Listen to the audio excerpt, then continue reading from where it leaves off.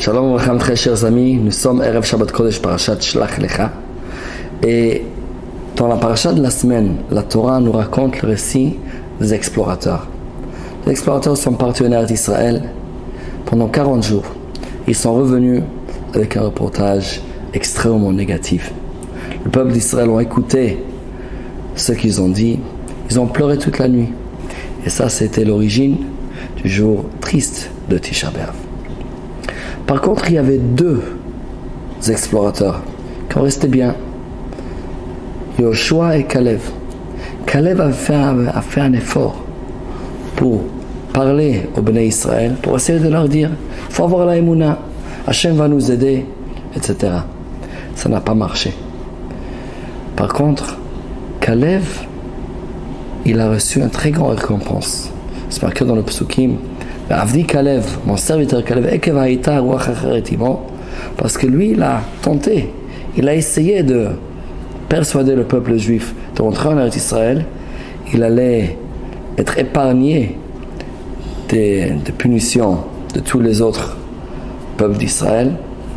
Et en plus, il allait recevoir en héritage la ville de Hebron, en plus de son héritage, de son tribut. Rav Moshe Feinstein, dans son livre d'Arash Moshe à la Torah, pose la question suivante. Il dit Caleb a tenté de faire taire le peuple juif et il a essayé de le faire écouter sa version des faits. Il n'a pas réussi. Pourtant, il a reçu une grande récompense.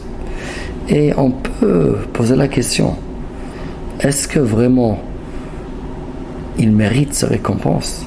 Bien sûr, il a essayé, mais en fin de compte, il n'a pas réussi. S'il n'a pas réussi, alors pourquoi recevoir le crédit d'avoir fait quelque chose de grand? Si on aurait dit qu'il a reçu la récompense parce qu'il était bien, il est resté dans son coin, c'est une chose. Mais c'est parce qu'il a essayé de faire taire le peuple. Mais il n'a même pas réussi. Le peuple juif a écouté les autres explorateurs. Ils ont pleuré toute la nuit. Le Rav Feinstein explique que si on regarde bien dans le verset, dans le psukim, on voit qu'en réalité, Caleb a réussi à convaincre le peuple, mais pour quelques minutes. Si on regarde, les explorateurs ont parlé, ensuite c'est Caleb, il a pris la parole, et ensuite les Meraglim, les explorateurs ont repris la parole une deuxième fois, et cette fois-ci, ils ont recommencé l'histoire depuis le début.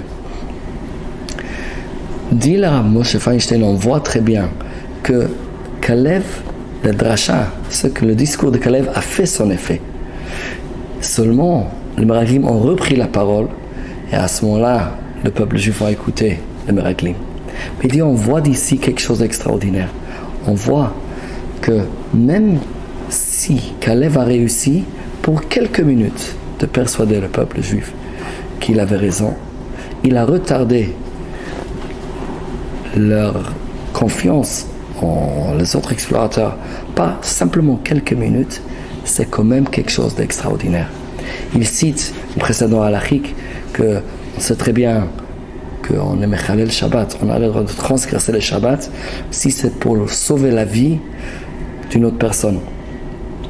Halakha nous dit que même si la personne ne va pas vivre comme il faut, mais on va pouvoir prolonger sa vie de seulement quelques minutes. Ça s'appelle Chaye Sha'a.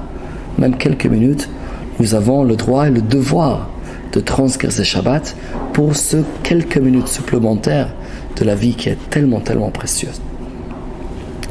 Si c'est comme ça dans le monde matériel, à plus forte raison que c'est pareil aussi dans le monde spirituel.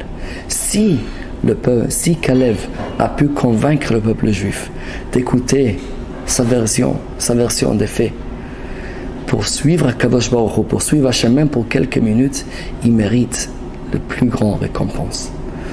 Voilà le message qu'on doit tirer pour nous. Chaque minute, chaque moment, chaque peu de temps qu'on résiste contre les Yetzirah, qu'on essaie de s'approcher à Dieu, même si c'est temporaire, c'est énorme. C'est énorme comment c'est la valeur de chaque minute de rapprochement à Kadosh Baruch Hu. Shabbat Shalom U'Mevorach.